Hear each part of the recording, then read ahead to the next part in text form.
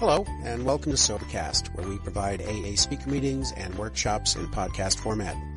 We're an ad-free podcast, and if you enjoy listening, please help us be self-supporting by visiting Sobercast.com, look for the donate link, and drop $1 or $2 into our virtual basket. We hope you enjoy the podcast. Have a great day.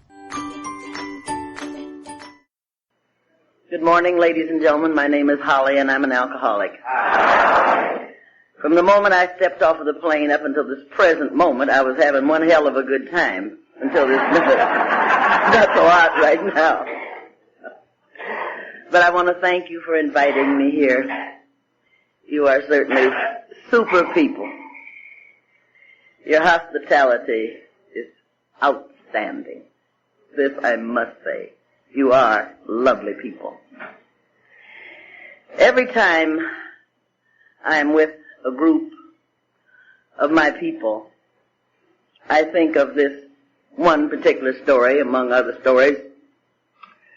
It was about a man that was in our fellowship, and he had a lot of tolerance, and someone was constantly, he had one friend in particular that simply liked to stick it in and break it off. He was constantly on his back. He'd start in on him about his family. The man would take that. He'd tell him his family wasn't any good, his dog wasn't any good, his cat wasn't any good. He talked about him. The man would take that. He finally laid it on him about his religion, his church. The man took that. Finally, his Achilles heel. He started telling him about his AA affiliation. And he just shouldn't have did that.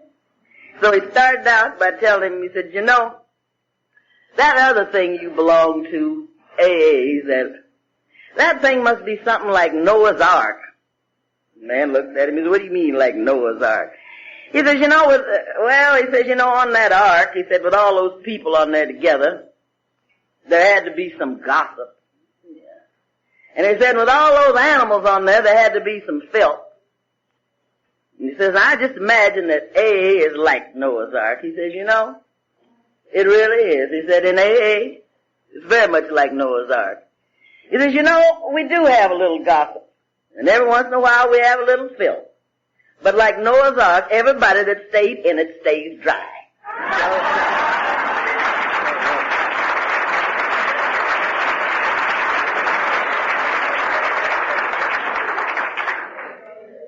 But you know, you and I go one step beyond staying dry.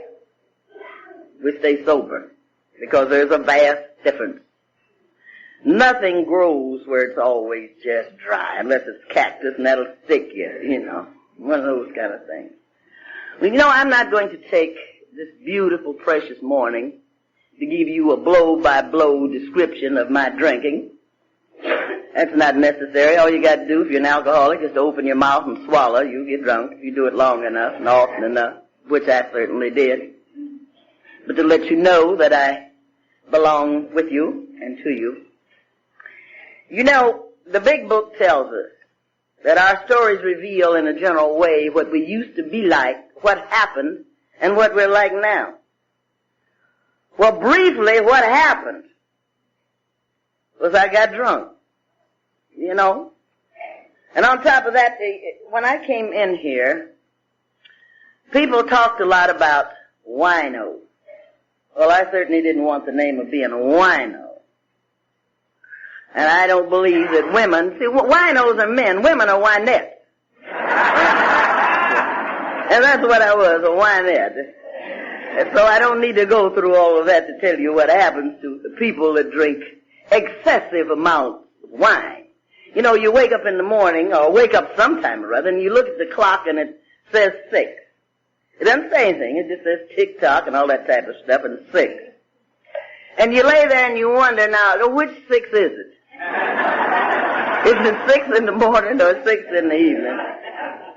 Clock don't say anything else. 6. Now, you want to drink of water so bad you don't know what to do. But if you go out and get a drink of water, you're afraid somebody will say, are you just now coming home, or what are you doing up so early? So you lay there and you hoping somebody will fry some bacon, or some kids will go to school, or something will happen so that you'll know what 6 it is. You still want to drink of water. Finally, you want to go to the bathroom. The clock still says 6. So you just simply lay there and suffer at both ends because you're scared to get up. So I know all about that time element too. I don't know whether you people know anything about the pawning element, but I know all about that too. I had a watch that stayed in the pawn shop so much it wouldn't run on a Jewish holiday, you know. I know all about these things that people call hobbies. Now, if you just have a hobby, you won't drink so much, you know. I know about that too. I had a hobby. I have a green thumb. And I love to grow flowers. And a friend of mine one day, she told me, now if you just cultivate your flower garden, darling, you won't drink so much. So out I would go every morning with my bottle of wine to cultivate my flower garden.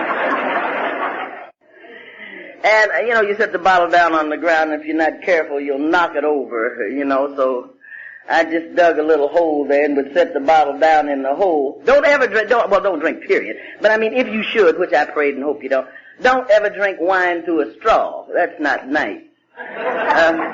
So I'd put a couple of straws in the bottle and drink, you know, so you could pull the weeds up around the petunias. And I woke up one morning and there was more straws sticking out of the ground than there was petunias.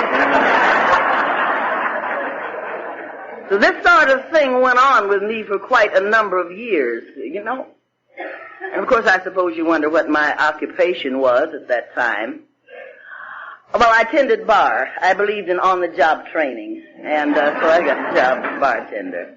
And, of course, I constantly got fired out of first one and then the other. But then one day, now I'm not going to tell you that I never tried to stop. You know how you half-ass do things. I stayed sober one time for 40 days during Lent. Oh, brother, that was a great one. During Lent, I stayed sober 40 days.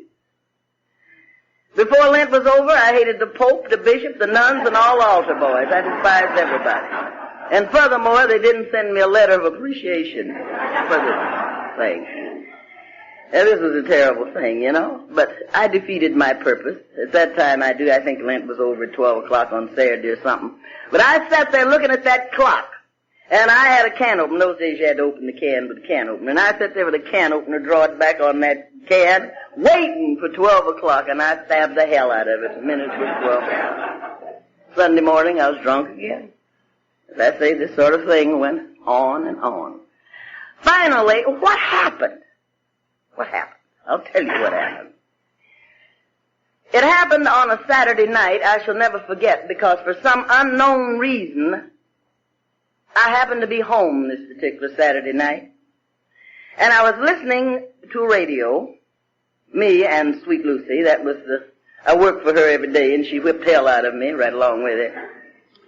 And I happened to be sitting there listening to my radio. Now, I did not turn the radio onto this station, because when you were in my condition, you did not turn radios onto any station. You just plugged them in and they played. You heard voices all the time anyhow, so it didn't make any difference. But as I sat there that Saturday night, listening to this radio, a story came on, and it was called The Glass Crutch. And it was about a woman that had a drinking problem. Now, if it had been about a man that had a drinking problem, all the men I knew had some kind of problem. I wouldn't even have listened, you know. If they knew me, they had a problem.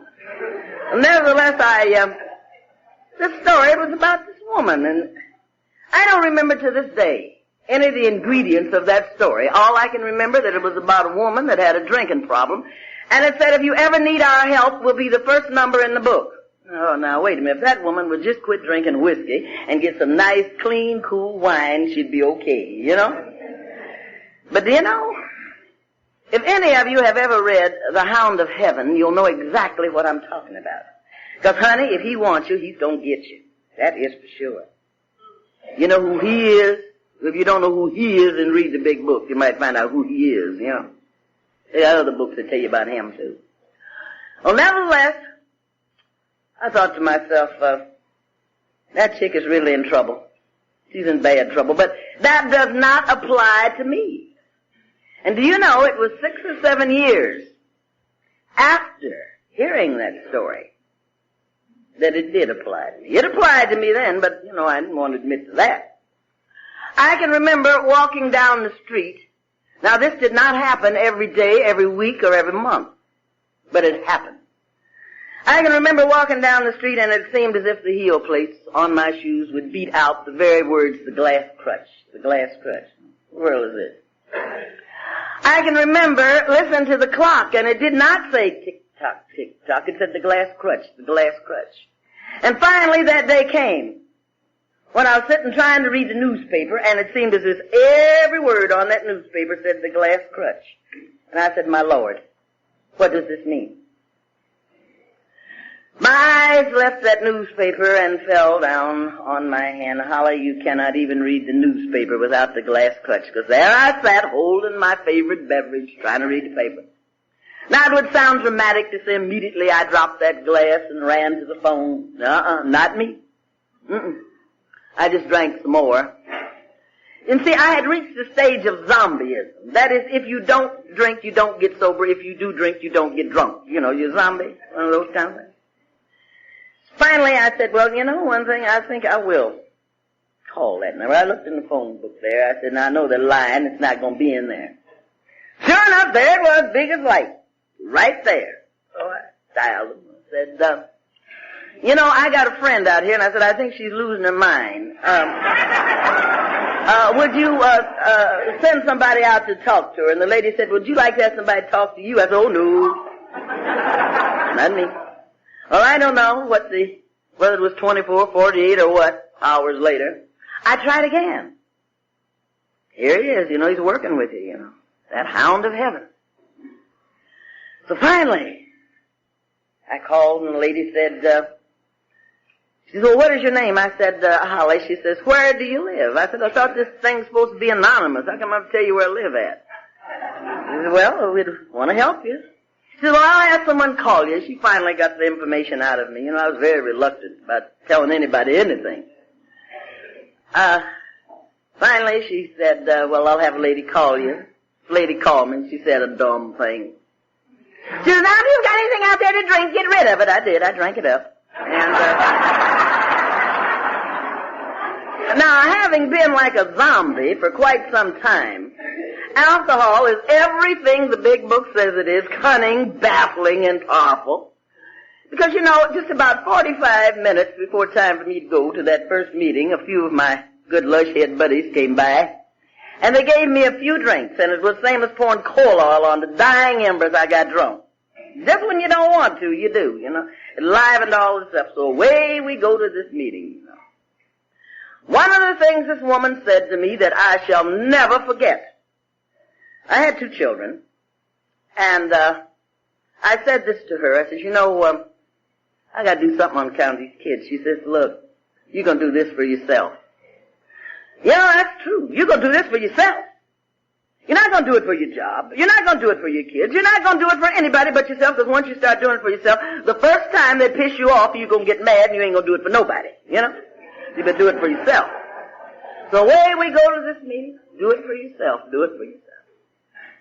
And then she did a stupid thing. When she got to the door, well, they did a stupid thing, so I thought, you know, nobody didn't have any sense but me. You know, I had all the sense in the world. You know how we feel. And now, drunk as I am, or high as I am, I know what's going on, but it seems like I can't seem to fight it. The minute I walked in the door, 3 other women jumped up and they said, we'll help you with her. They thought they was going to be my pallbearers. I've outlived most of them already. They say. So then, my one sponsor, and I mean in those days, you talking about sponsoring people. We sponsored people, you know. You know, today nobody likes for me to be their sponsor, you know. But they'll come to me and ask me, but they don't like me. But that's all right with me. Perfectly all right, because I'm going to sponsor you, honey. You better believe it, you know. Anyway, she kept pulling out. I was scared of this woman. You know, she had buck teeth, and I didn't know whether she was going to bite or what. And she kept pulling out this who me on me, you know. And she'd say, just answer yes to 3, dear, and you're in. I thought this old biddy must be getting 50 cents a yes or something. And at that time, they were the craziest questions I'd ever heard in my life. Is drinking clouding your reputation? Well, if you've been in the fog for about 20 years, you don't know whether it's cloudy or not. And then she come on with another one. She's still holding up that finger, all three of them. Do you seek a lower environment while drinking? Why, heavens no, I merely created a lower environment while drinking. And then she pulled a doozy on me. Oh, this one was a good one. Do you prefer to drink alone? If I'm buying it, yes. If you're buying it, no.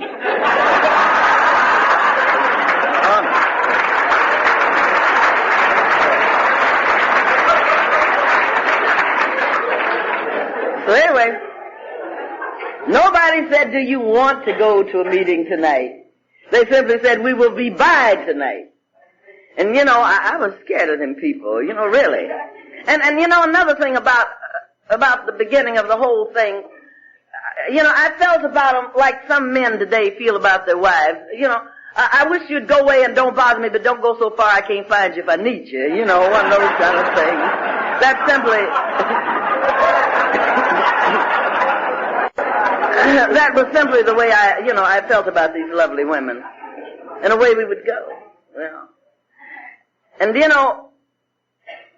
this business of, just go to meetings and don't drink. They didn't tell us too much then about just, you're going to come to meetings, don't go, you're going to come, because we're going to come for you, one of those things. But in between times, you're going to do something about these steps. To me, that is the meat of the program. These steps. That's what they're there for. All 12 of them. Every one of them. To me, they are divinely inspired. Because you see, like the 12 disciples, each one of them bring me a message. Can you imagine anything bringing a drunk like me a message? Finally, when that day came, when I could digest these steps. Just sitting around the table talking about how drunk I used to get, you're going to start lying, one thing after another, Because everybody got drunker than everybody else, that kind of thing, In other words, it's one of these things, can you top this, But we learned, see, to glorify the program and stop deifying your drinking, As if you were Saint Drunk somebody, one of those kind of things. No. That isn't where it is, see. It is the message. And I do believe this morning, and I believe it with all of my heart, that the message this morning is here. See, you bring it to me. Your being here. Because, I wouldn't get up this time in the morning to hear me. No way in the world. No way in the world. But when I look at these steps, and just looking at them is not enough.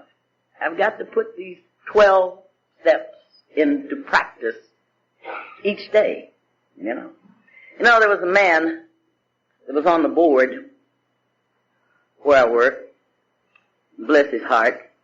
He and I had a few words one day, and he's one of those big blustery people that feels that, if he raises his voice, you're supposed to back down and all that sort of stuff.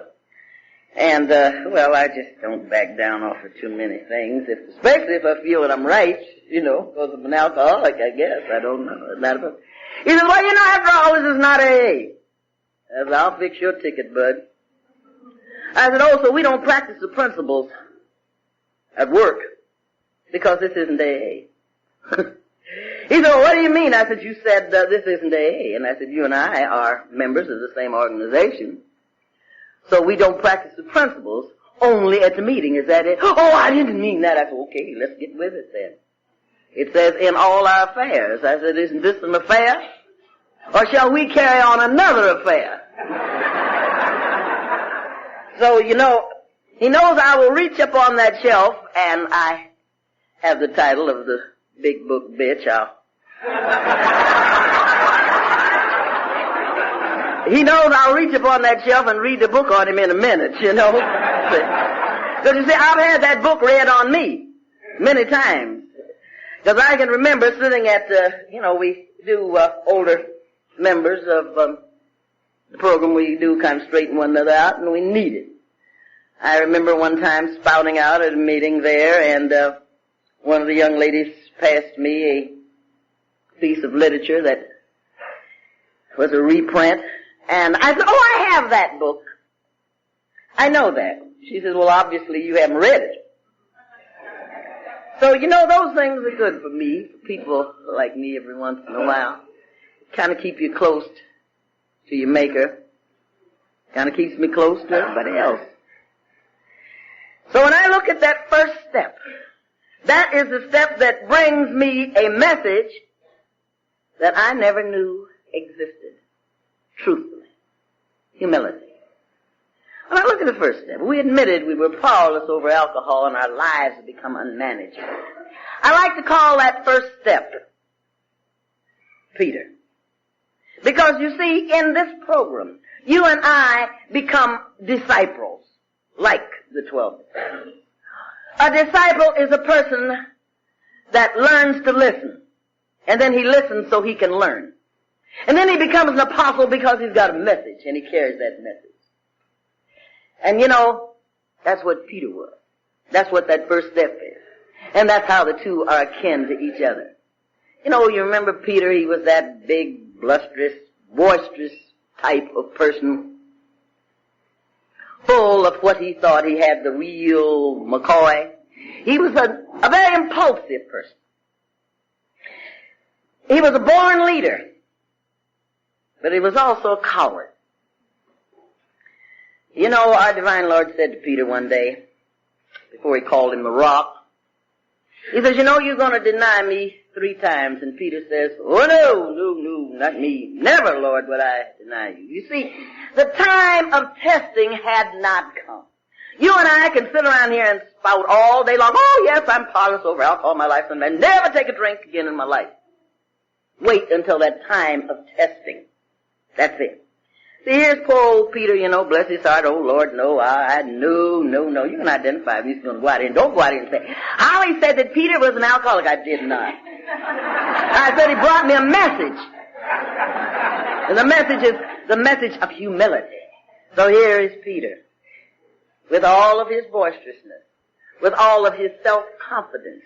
Oh, no, Lord, not me. Never would I. He says before, and our divine Lord told him, before the cock crows thrice, you will deny me. You see, Peter had not, like you and I at certain times, hadn't faced up to the time of testing. How many times haven't you and I said, before we found this beautiful way of life, I'll never take another drink. But that time of testing hadn't come. So here's dear old Peter, like Peter. You see, we don't want to be ostracized. We want to be approved of. We don't want to be left out. We want people to accept us. Because why? Like Peter, we're a coward. We're afraid that people won't like you.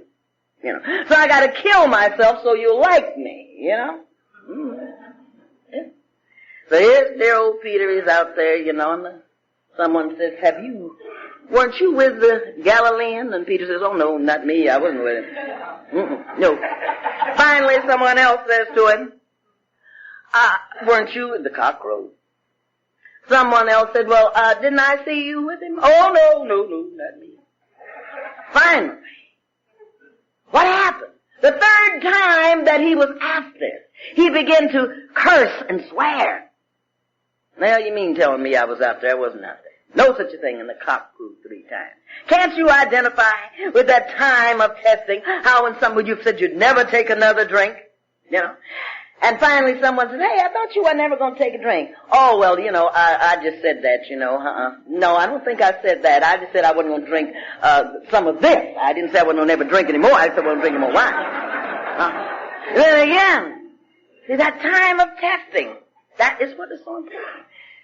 Then finally someone will ask you, hey, man, I thought you wasn't going to drink. Why in the hell don't you mind your own business? I ain't bothering you. See, like Peter, that time of testing. See, that cowardice. See, when that time came to Peter, what was he doing? He was warming his hands by the fire with the centurion. And oh, friends, how many times don't we warm our hands by the fire with the centurion? How do I warm my hands? When I'm just going down to the bar just to see what's going on. I'm not going to drink. I'm just going down there. See? When I pass one of them SDD stores, sudden death and destruction stores, I'm going to buy this for some friends. I'm just going to take it home. You're warming your hands by the fire with the centurion, There it is.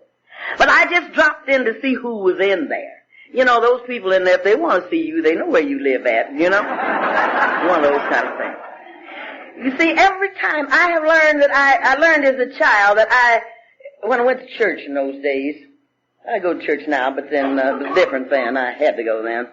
I go now because I want to. I was taught to avoid the near occasion of sin. Well, I went out looking for the first occasion. But see, I have learned in here to avoid the near occasion of that first drink. So I do not warm my hands by the fire with a centurion. See? You know, every time that I feel, or I get that feeling, oh, it's less and less, but we're human. Well, you know, you gotta pick up a bottle sometimes, you know, and read the label on there and see what percentage it is. What do you care what percentage it is, you know? You want to take the top off of it and smell it. For what? See, Peter learned humility. He learned humility like you and I learn humility through that time of testing. See? That's why we say, lead us not into temptation. Because you know why? You and I can't stand too much testing. You know? Oh, you get on, oh, test me, Lord. Oh, you don't mean that, you know? You mean protect me. That's what you mean. You don't mean all that testing. You will stand and say, lead me not into temptation. You know? Lord, protect me. Because, you see, I learned the lesson.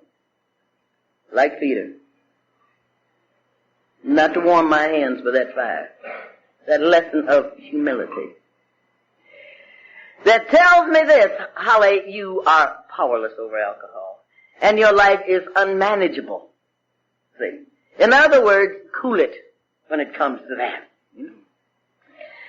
So when I look at this first step where I am powerless, all I have got to think, this bragging, like Peter did. Oh no, not me, I'll never. That is why this program is invaluable to me, because it doesn't say never, it says one day at a time. Just simply one day at a time. You know, I won't today. That's it. And then as we go a step further, we learn another beautiful message. The second step brings me a beautiful message, and we'll call that Thomas. There was a disciple by the name of Thomas. He brings us the message of belief by experience. You know, I'm sure you've heard of this phrase, doubting Thomas. Well, you know, Thomas was one of these kind of people like we find sometimes today. And I don't go out here and say I said Thomas was an alcoholic. I didn't say so. I said he brought me the message of experience by belief. He had doubt in his mind. Like many of us when we read that second step where we came to believe in a power greater than ourselves that could restore us to sanity. See, Thomas, we're doubting Thomas. Thomas, he just said, well, you know, I go along with it, but, you know, I just can't believe that our divine Lord rose from the dead. He said, I just can't believe that, you know. And many times, you know, when we speak of the spiritual in the program and we talk about God, that's why I like you people down here so well. You don't go around here, you're not afraid to say God. You know, you go to some places and people will talk about HP and JC and all that kind of stuff. Don't hand me that. It says God as you understand it, you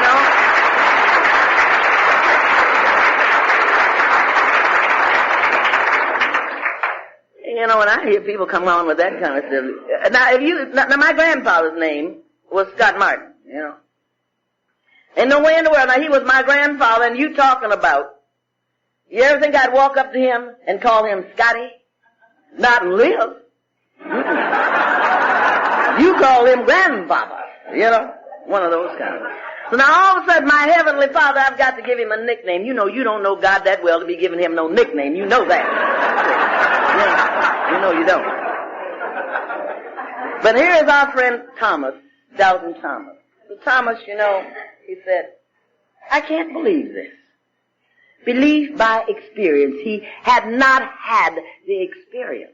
That is why some of us today are afraid of that second step, that we came to believe that a power greater than ourselves that could restore us to sanity, which only means sane thinking.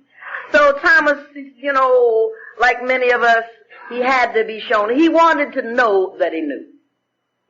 And what did our divine Lord said to Thomas? Reach hither thy finger. See, Thomas had said, if I can see the marks in his hand, if I can see where he's been pierced in his side, he says, then I can believe. You know. And our divine Lord said, reach hither thy finger. Just reach out your finger. You see, if you wanted a taxi today, what would you do? Stand there on the side of the street and just look? You'd reach out your hand, would you not? When Thomas reached out his finger, it's the same as when you and I reach out our finger. Not only your finger rides in the taxi, your whole body rides, don't it? You don't just carry your finger down the street, your whole body. So when Thomas reached hither his finger, the whole man was involved. If you wanted to go up on an elevator, you don't just stand there and look at the thing, do you? You reach out your finger, don't you? So we came to believe in a power greater than ourselves that could restore me to sane thinking. Well, you might say, well, you know, you will hear this old deal about, well, I don't have to have that God stuff. I'm a self-made man. I said, no wonder you screwed up then if you're self-made. You know, you're an eleventh fix, you know. Because, you see, this self-knowledge that sometimes that we have, this self-sufficiency that sometimes we have, leads to self-delusion, which also leads to self-pity, you know. So when one reaches out his finger, you know, it's like this woman. You know, this woman that we've heard about, we've read about, we learned about in Sunday school. Here was this woman that had been sick for a number of years. Oh, a number of years. She had tried everything that she possibly could try. She said, if I can just touch the hem of his garment. Oh, she said, you know, just let me touch it. She had possibly went to all kinds of doctors. She'd possibly went to all kinds of people that performed hypnotic deals and all that sort of thing. But you know what the book of books says? That having tried all, she had tried everything else. Yeah? Having tried it all, everything. She says, if I can just touch the hem of his garment, just touch it. It's like we were talking a minute ago to my friend over here, and he says, well, we're going to feel the Spirit today. Maybe not a whole lot, he said, but a little bit. I said, yes, it's just like Brill cream, a little dab will do you. You don't need a whole lot. Just a little bit. But, you know, lots of times we like to feel, we will find those people, you know, that will say, well, you know, after all, I don't need all of that. Not only is he self-made, he's going to try to make you feel the way that he feels. But when one comes to believe in something, when one becomes involved, like this woman, she says, if I can just touch it, you know, I will be made whole. I'll feel all right. And that's what you and I do. Then you find those kind of people that are attention getters. I don't believe it. Why is it an attention getter? A person that doesn't believe always wants to go around telling you. You haven't even asked him about it. And he wants to go around keep telling you, I don't believe in God, I don't believe in it. Well, why do you keep it to yourself if you don't believe in it? You can be talking about automobiles, the gas situation, and anything else, and he'll jump up and tell you don't believe in God. Well, what's that got to do with it? Yeah. Why do you keep talking about something you don't believe in? He wants attention. But I bet you when he gets home, he says, God, now look, don't pay no attention to that. You know. Just like a friend of mine, a fellow was telling me about, oh, he was ready to die and go to heaven and every place else, you know. He says, I'm ready to go at any moment. Oh, yes, I believe. And he had open heart surgery. And the doctors told him, says, now remember now, he said he's all ready to go. Everything was cool. Everything's fine, you know. And he got on that operating table and he said, God, can't you take a joke? But came to believe. Came to believe in a power greater than ourselves that could restore me to sanity. The kind of sanity that tells me that any time, any person, place, or thing is so important that I have to take a drink of it, that's the person, place, or thing that I do not need. You had better believe it. I don't need it. See, Thomas wanted to know what he knew. He had to be shown. You and I sometimes feel, I have to be shown. You know, my friends, if you can't feel, if you can't see, just be quiet and it'll come to you. There's no date on that second step that you came to believe on the 18th day of August 1980 or anything like that. Came to believe. The book of books, where every one of these 12 steps came out of. Says just be still and know that I am God. Just be still. You see, this person that constantly runs around telling you about what he don't believe in, if you just be still. And that's all there is to it. And that's what that second step, it brings me the message of belief by experience. That's it. See, I was taught about a God of wrath and a God of punishment and all that kind of stuff. I could not comprehend a God of love, a forgiving God. But I came to believe in one. In this fellowship. Here's where I met him, in this fellowship. I'd heard about him before then. But you know, the kind that I'd heard about, you don't. You see, people used to tell me, now if you just quit that drinking, and you just straighten up and you pray, you're going to be all right. You're going to be fine. You quit everything first. And then you pray. I found out I had to do some praying before I could quit. Yeah? That's the way it had to work with me. And then,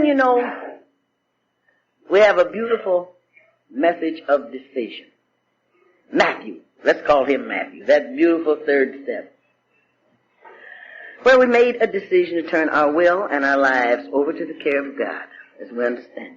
This is Matthew. He gives me the message of decision in this way. You see, here's Matthew. He's a tax collector. He's not a very happy person. Oh, he's got a good job, but he's miserable. He is associating with people that he don't like. But because of his activities, he couldn't associate with other people. Can't you identify with him? Yeah. Haven't you ever associated and drank with people and everything that you didn't particularly like? But nobody else wanted you. And you didn't feel right anywhere else. So here's our friend Matthew, His name was Levi at that time, and he was a very unhappy creature. He was collecting taxes for the Roman Empire, and he hated that. The job was all right and all that sort of thing, but, he was a lonely person. And one day our divine Lord came along, and he said, here's Matthew there. He said, come on, Matthew. One of those kind of things. Now, we will read nowhere where Matthew said, leave your phone number or you go on, I'll catch up with you later or something like that. See, Matthew had the privilege of decision, what you and I have. And it said he dropped everything and he straightened. That's what Matthew did. The power, the privilege of decision. Made a decision, when it comes down to decision, you and I, sometimes when things come up in our lives, we will do thus and so forth, providing so-and-so does thus and so forth. But it says, made a decision to turn my life and my will over to the care of God. Not over the care of Harry or Sarah or providing what Jane does or John does, I let my decisions rest on my fellow man. My decisions are not supposed to rest on my fellow man. It doesn't say, his name isn't in that book, Made a decision to turn my will and my life over to the care of God. Did you see those words? Did you read those words? Over to the care of. In other words, it's telling me you can take it back anytime you want to. It's like when you go to put your money in the bank, you don't give your money to that man down there. You put it in the care of the bank. And the longer you leave it there, the more interest you'll draw. But if you go down there every day taking some of it out, you're not going to have any interest. Not very much. Over to the care of God. Well, you might say, I made a decision to turn my will and my life over to the care of God this morning, but now wait a minute, I'm going to stop right now and do this and so forth. Then I'll come back and take up later where I left off. Don't work like that, You keep running down there to that bank every 5 minutes and say, hey, you got my money? Let me see my money, First thing somebody's going to tell you, look, would you take your money and get out of here, please?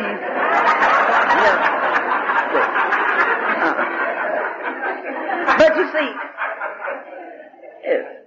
interest. You see, you and I can draw on this interest when we need it. See, sometimes that interest, you say, I think I'll take my book down there today and let them put the interest in there for me. And it looks pretty good, don't it? I'm operating on that interest. But I got to leave it there. I got to renew my contract, you know. Sometimes I have to renew my contract every 5 minutes, but just don't take it out. Leave it there. I said, Lord, look at here, wait a minute. I'm drawing too much on this interest right now, you know. Let me add to it instead of taking from it. Here was poor old Matthew, bless his heart. He hated everything that he did. Everything. But when he made that decision to turn his will and his life over to the care of God, a decision, a beautiful decision. No, he didn't worry, you know, sometimes, you know, we're afraid, you know, if I make a decision like that, or, you know, what's going to happen, you know, or I made a decision to turn my will and my life over to the care of God, and then I asked God for such and such a thing, and I didn't get it. So I'm going to take it back because I did. Well, have you ever heard of the divine snub? Thinking, well, you could, why should I? He heard what you said, but you just wasn't ready for what you asked, you know. So which is known as the divine snub, you know. Because, you know. So here we are, well, this decision. One has to make a stand, because if one does not make a stand, he'll fall for anything.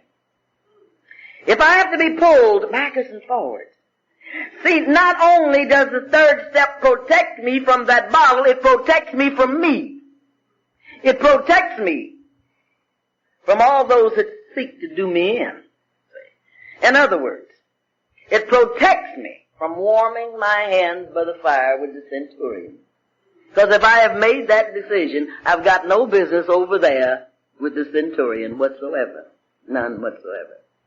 So hence, I must make that stand. I must accept that decision.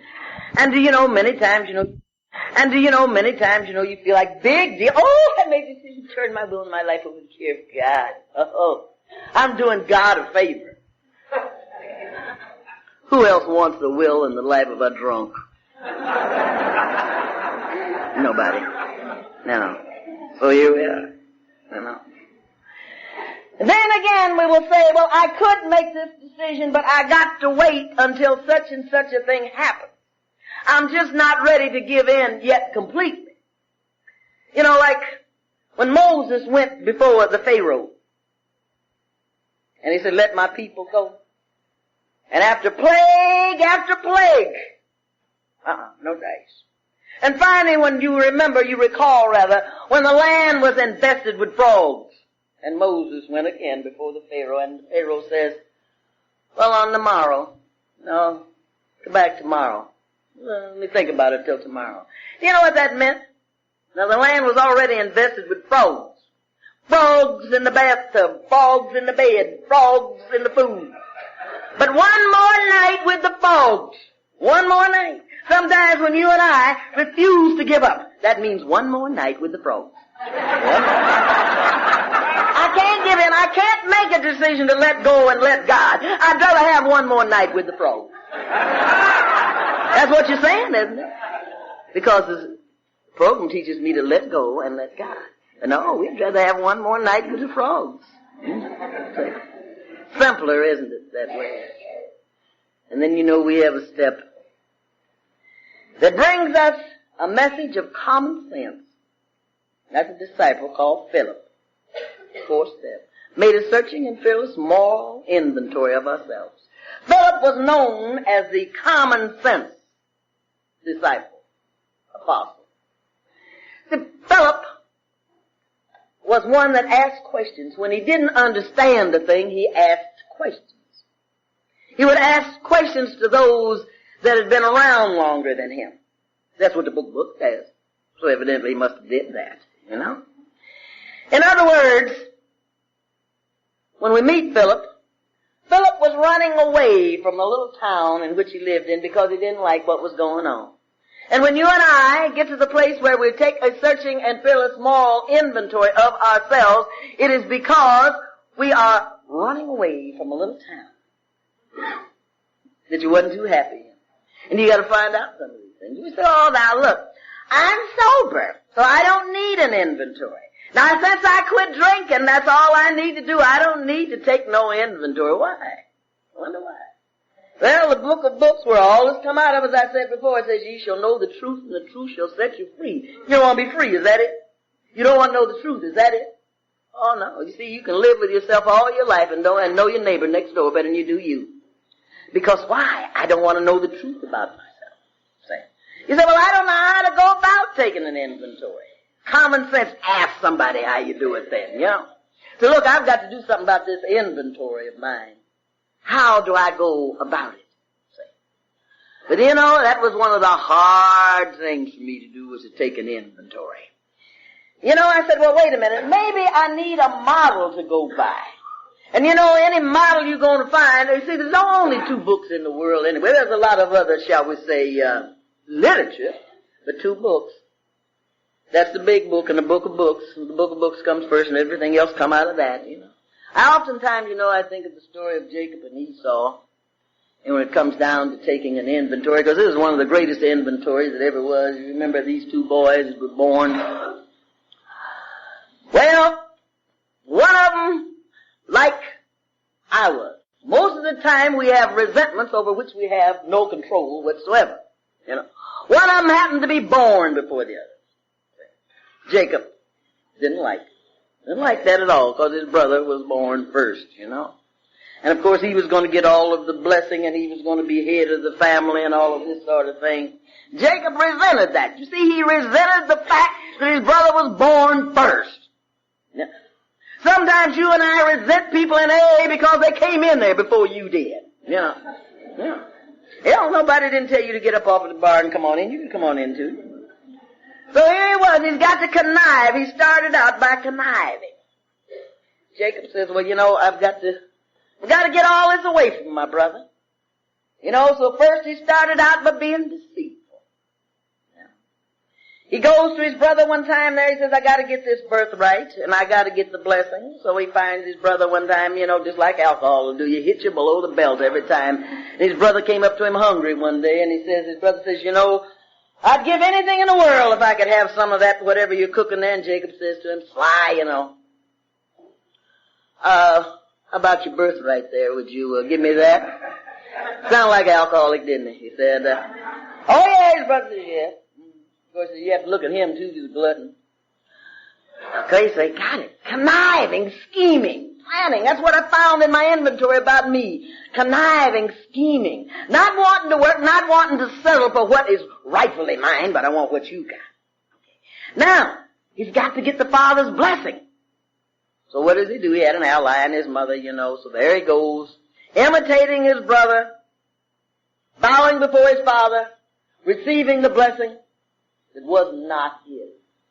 Then after he had connived and he had schemed, what's the next thing we generally do is then run. That's what we do. We run. So then we're told that he goes off into a far country, you know. See, the thing that we find that I found, pardon me for using the word we all the time, but I'm accustomed to that, I mean me. You know, after we have schemed and we've connived, the next thing to do is to run, is it not? Because what sets in is fear. And I'm a coward. I can't take it. And I can't stand payback. And in my inventory, I find when I see where things have happened to me, it's payback. But I can't accept payback.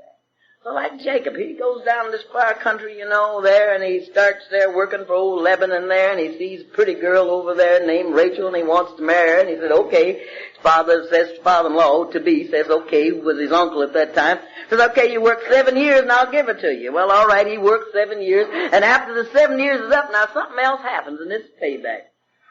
You and I wonder sometimes, why does these things happen to me? Baby, it's payback, that's what it is.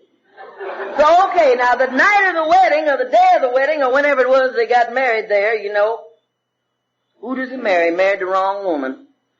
Because they had on all this wedding stuff, and instead of marrying Rachel, he marries Leah. She's got on all this stuff, and the book of books says that she was, had sore eyes there, and she was rather on the heavy side, and he wakes up the next day, now he finds out he's been married to a big, red, sore-eyed, fat chick. And he's mad. He's mad. Mad as he can be. Get off all this wedding stuff and find. Now, you know, Well, I ain't gonna say Jacob was an alcoholic, but then I don't know. Anytime you don't get married with somebody with all that stuff on, you ain't peeped underneath to see what's happening, something's wrong. But then nevertheless, this is what happened. So now he goes back and he says, I feel like I'm cheated in this. He forgot what he did to his brother.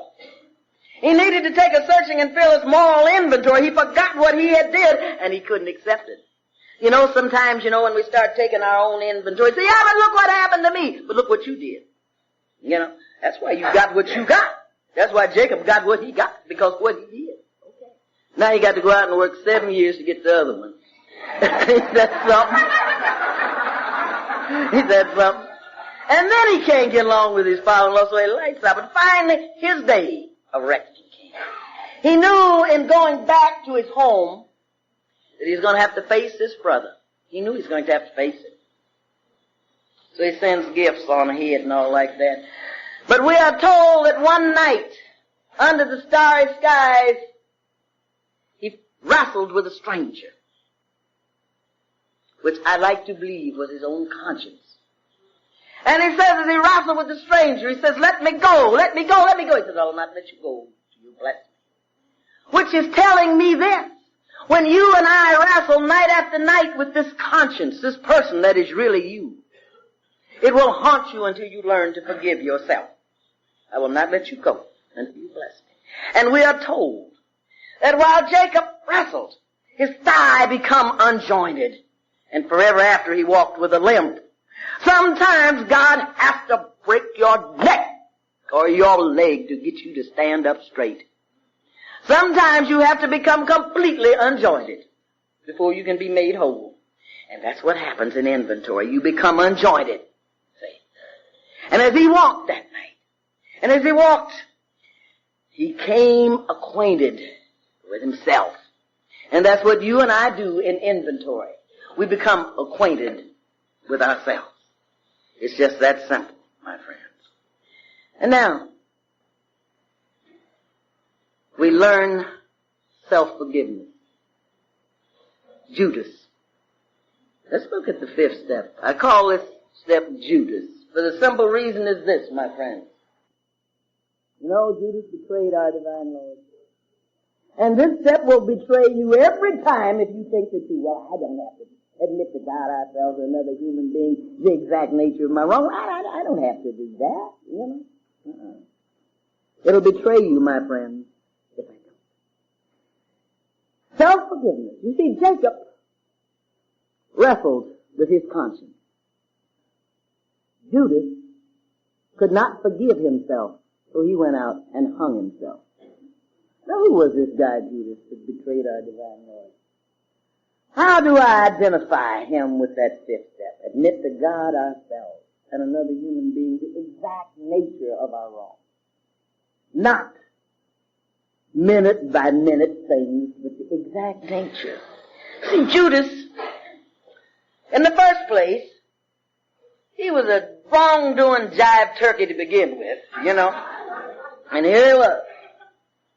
Sometimes we say to ourselves, see, Judas didn't need 30 pieces of silver. He carried the money around all the time anyway.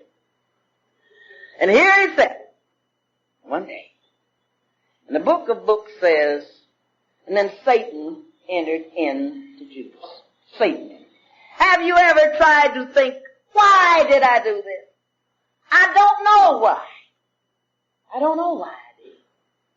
Well, my friends, have you ever heard anybody say when you see somebody act up, you say, well, what's wrong with him? He just got hell in him. Exact nature of his wrong. He just got hell in him. Yeah. See, many times we set ourselves up to be tempted. No, you set yourself up. And the devil is already there. Just because you come into AA, don't worry, he came in too. He come right on in right along with you. He said, there goes that turkey, I'm going right with him, one of those kind of things. So that's Judas. He is already plotting and planning and conniving and all that sort of thing. How can I do this treacherous thing? So what? And Satan entered into Judas. Haven't you ever sat alone by yourself, and you said, well, I could do this or I could do that. And honey, the devil come along and just helped you right out. You said, well, I don't know how the devil I got into this. Oh, yes, you do. You'd already paved the way and you had an ally and he stepped right in and helped you. The exact nature of the law. Was that I was warming my hands by the fire with the centurion. That's exactly what happened. And it got too hot, and the devil loves heat, and he walked right in with you. One of those kind of things. Now, when do I take the fifth step? There is no date that says when I will take the fifth step. It is not written that I will take the fifth step May the 15th, 1888, or 1999. But it'll get you. You will take it. You will begin to feel that uncomfortableness. You will begin to feel this unjointedness. And I will feel that I'd better do something about it. And then, my friends, we looked at this sixth step where we were entirely ready to have God remove all these defects of character. And many times I might feel, oh look, I got to hold on to this. We call this Simon the Zealot. See, Simon was one of those people known in his time as a hatchet man. In other words, a guerrilla fighter is what we would call him today. But he found that the truth was mightier than the sword. See, the truth is a pretty heavy thing to handle. See, a lie, you can handle a lie, but the truth is heavy. It is really heavy. So we're entirely ready to have God remove it because I can't. What are some of the things I don't want removed? Oh, I couldn't stand to have that removed. But some of these things, if I don't have them removed, they are going to remove me. That's exactly what happens. My pride won't let this go. See? I have got to be the winner. I have got to be great. I have got to have my way. See? When pride gets in the way, frustration sets in. Let me tell you a little story. There was once an eagle. Oh, he was a mighty bird, as we know most eagles are, and as he flew around and all that sort of stuff, he'd swoop down in the lake there and he'd get a fish and he'd soar up high. And oh, he was the bird of the air, he was fine. But one day his pride got the best of him. He saw a seal down there, and this seal was laying down there, not in the water where seals are mostly at, but kind of on the slime there, So this eagle figured, well, now I'm going down there and I'm going to drag this seal out, because I'm mighty. So he went down there. His pride tells him, I got to do it because I am the god of the air. I'm an eagle. And as he stuck his talons into this seal, the seal began to ease out towards the water. But this eagle's pride would not let him let go and let God. Or would not let him pull his talons out. And in his frustration, instead of pulling out, he dug in tighter. You know how sometimes you and I, when we feel that we're going to lose a thing, instead of coming and letting go gracefully, we dig in tighter. And that's what this eagle did. He dug in tighter. In his frustration, he did not know. And this slimy skin on the seal began to cover around those talons, and that seal pulled him right on out in the ocean and drowned him. Let go and let God, because the step says to do that. And it also tells us there that God could and would if he was sought. And then all you got to do is let go. Sounds easy, but it's tough. It's a tough titty, but you need the milk, So here we are. And then we look at this seventh step. Say, Nathaniel. He was a short guy, little Nathaniel, bless his heart. Humbly ask him to remove our shortcomings. Many times we feel, oh, that's a little bitty step. I don't need to pay attention to that because that's just a teeny tiny step. Humbly ask him to remove our shortcomings. Well, what's that got to do with my character defects? I don't know. Remember, the fleas come with the dog, Say, humbly ask him to remove our shortcomings.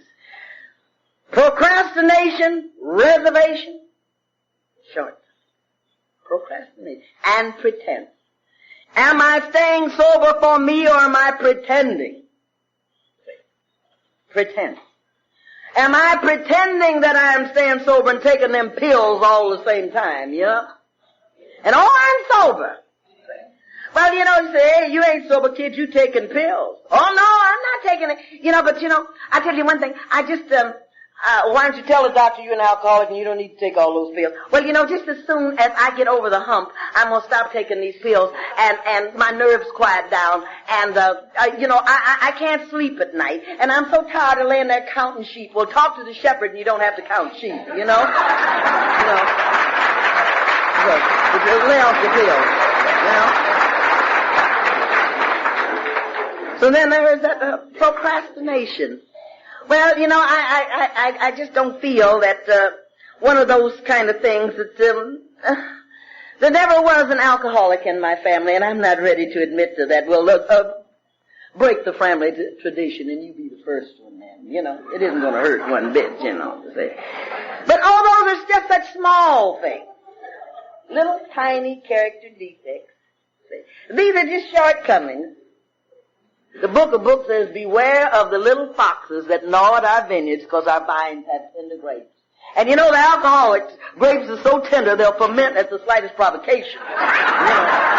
So I've got to watch that. Those little foxes. Remember, Nathaniel was a very small man. Very small. This is a very short step. But you see, it carries with it great significance. And then we look at steps 8 and 9. You know, where we deal with amends. And we call this step James and John. They were known as the apostles of love. You know, it takes love when it comes down to dealing with amends. Well, you know, you say, well, you know, I will take so-and-so gift. I'm not going to go over it. I'm not going to say a word, you know. I'm just going to bluster on back like nothing has never happened. And I'll send the gift. Well, a gift is the apology for an amend that you were too small to make.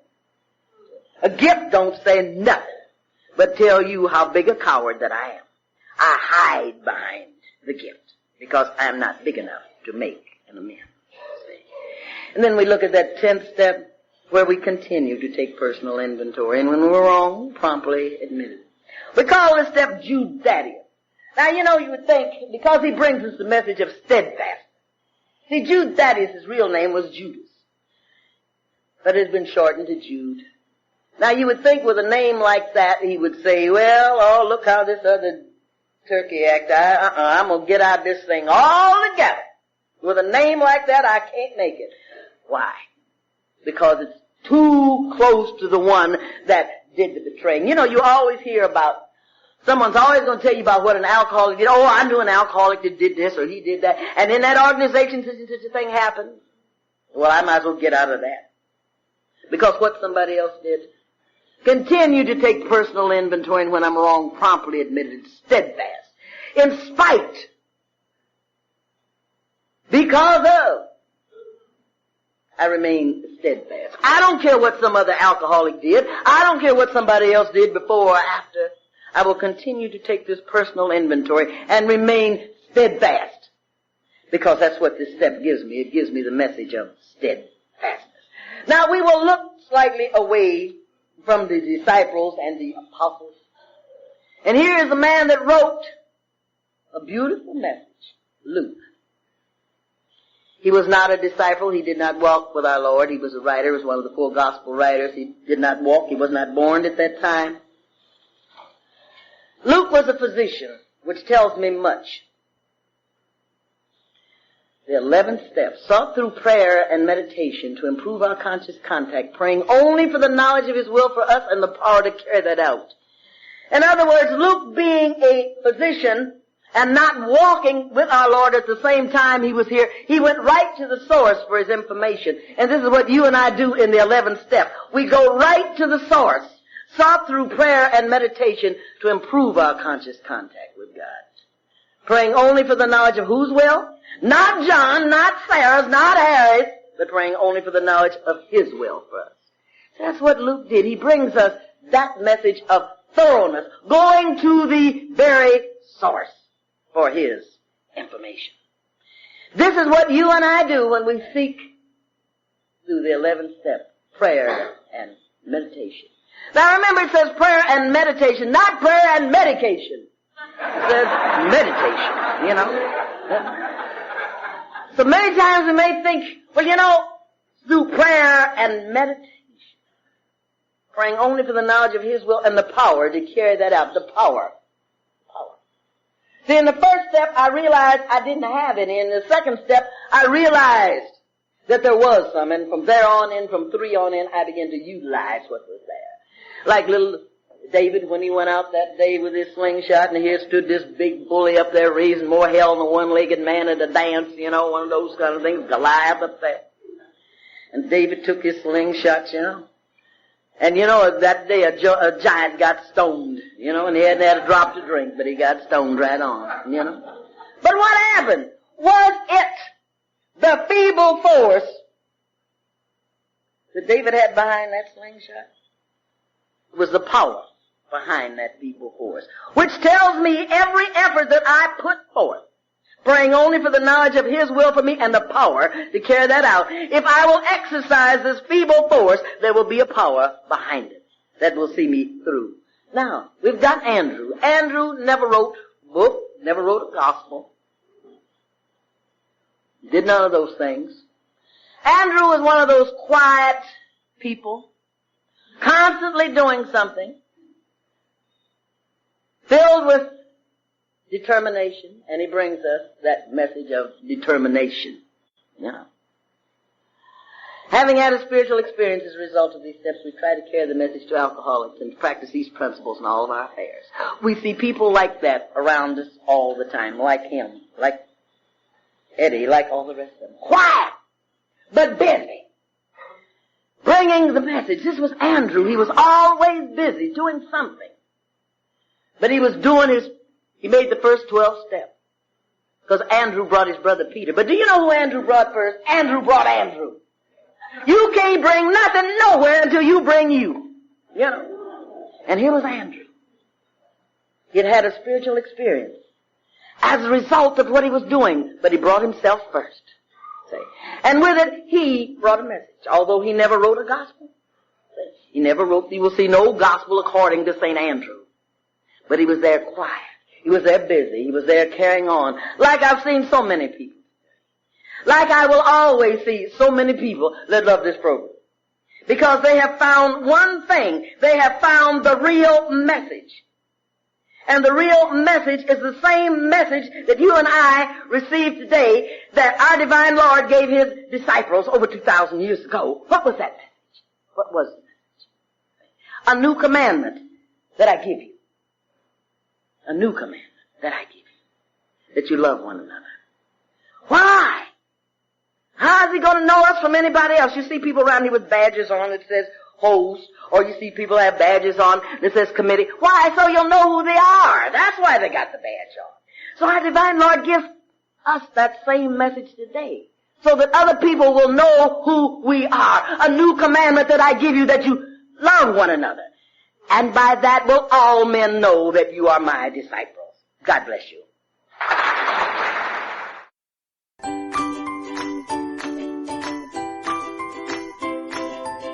Thanks for listening. I hope you enjoyed the podcast. Sobercast is ad-free, and we'd like your help in order to keep it that way. So if you'd like to help us be self-supporting by pledging $1 or $2 a month, visit Sobercast.com and look for the donate links. Thank you very much.